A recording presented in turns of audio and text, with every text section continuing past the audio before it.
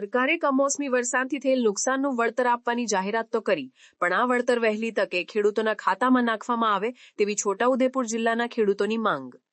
ખેડૂતોના જણાવ્યા મુજબ જે ખેડૂતોની વધારે જમીનો છે અને કમોસમી વરસાદથી નુકસાન થયું છે, તેઓને બેંકોના ધિરાણની માફી આપવામાં આવે તેવી પણ ખેડૂતો માંગ કરી રહ્યા છે. કેટલાક ખેડૂતોના જણાવ્યા મુજબ ઉનાળુ તલની ખેતીમાં ભારે નુકસાન થયું હતું, તેનું નુકસાન પણ આપવામાં આવ્યું નથી, તે પણ આપવામાં આવે તેવી ખેડૂતો માંગ કરી રહ્યા છે.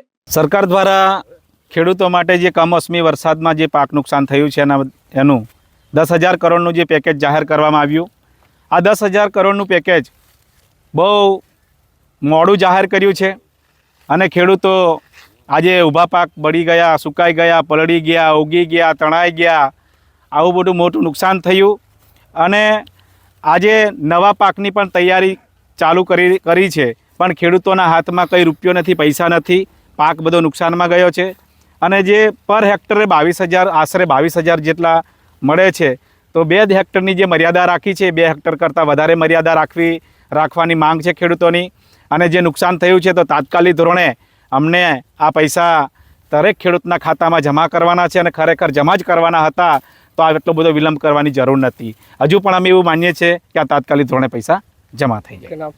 ટીનાભાઈ ભીલ, નસવાડી. ઉનાળુ સિઝનનો માલ હતો તલ, મગ, બાટુ કે એ નથી લઈ શક્યા ખેડૂત. એમાં જે ખેડૂતો જે ખર્ચો કરીને એમાં પાયમાલ થયા, એમાં દિવાયદાર થયા, ત્યારબાદ ચોમાસું ખેતી તૈયાર કરી અને એમાં ખર્ચો કરી પોતાની પાસે જે બી હોય એ લોન લીધી હોય, ઘરેણાં મૂકીને પૈસા લાવ્યા હોય, ગોલ્ડ લોન લીધી હોય કે પછી કૃષિ ધિરાણ લીધી હોય, આ બધું કરી ખેડૂતે પોતાની ખેતી તૈયાર કરી અને ફરી ત્યારે હમણાં કમોસમી વરસાદને કારણે જે નુકસાન થયું ત્યારે ખેડૂત ખરેખર પાયમાલ થયો છે. ત્યારે સરકારે આ જે લોનો છે એને બી માફ કરવાનું ધ્યાન દોરવું જોઈએ અને જે બી એમને કૃષિ ધિરાણ હોય કે પછી એ લોન હોય તો એના માટે બી થોડીક રાહત આપવી જોઈએ.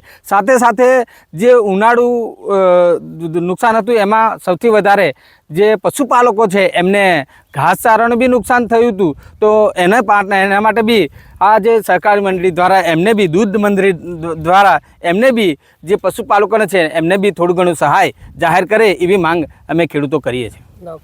અશ્વિનભાઈ ભીલ, ગામ પોચંબા. જે પેકેજ જાહેર કરવામાં આવ્યું છે એમાં નાના ખેડૂતોનું 2 હેક્ટર દીઠ તો જે 22,000નું નક્કી કરવામાં છે તો મળશે, પણ એના કરતાં જે મોટા ખેડૂતને 2 હેક્ટર કરતાં વધારે જમીન જે છે એને બી આવરી લેવામાં આવે તો ખેડૂતને જે નુકસાન થયેલું છે એ વળતર પૂરેપૂરું મળે. અને બીજું જે ખેડૂતોનું દેવું થયેલ છે એ સંપૂર્ણપણે નાબૂદ કરવામાં આવે, માફ કરવામાં આવે એવી અપેક્ષા રાખું છું. જસવંત ભીલ, ખોડિયાર.